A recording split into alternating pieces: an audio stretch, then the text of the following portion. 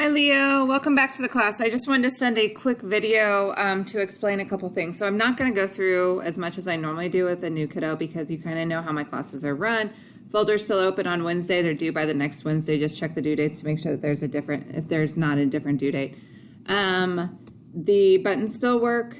These are all the units. However, there's one unit not there, which would be this mini unit, Unit 6B mini radical unit. I actually want for you to do that this week. So this week is kind of a catch-up week for the kiddos, and so instead of doing a catch-up week, since you have nothing to catch up on, I need for you to go through and do this unit because we'll need to understand the concepts in this unit for the next Unit 7 when we get back from spring break.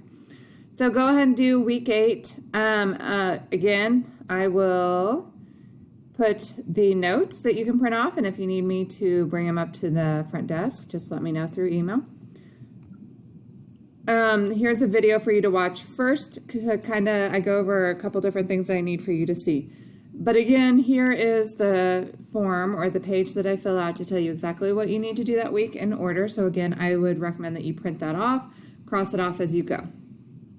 And then this week is all about reducing radicals. So no calculator, please, on this, and you're going to be reducing radicals on your own. You need to understand this concept for this unit coming up, but you also need to know this concept and how to do it for when we get to Algebra 2 next year, okay? They're going to expect that you did that and know how to do it.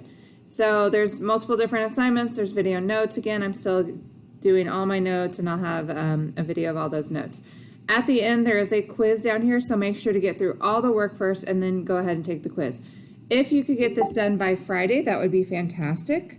But just let me know if you're struggling with that. I went through and I put your average grade or your grade that you currently have that you're transferring over, and I put it into all the homework assignments that we've already had. I left these assignments open so that you can do these assignments and get the grade on these assignments. Let me know through email if you have any questions, but again, everything should be about the same as from first semester. All right, thanks, son.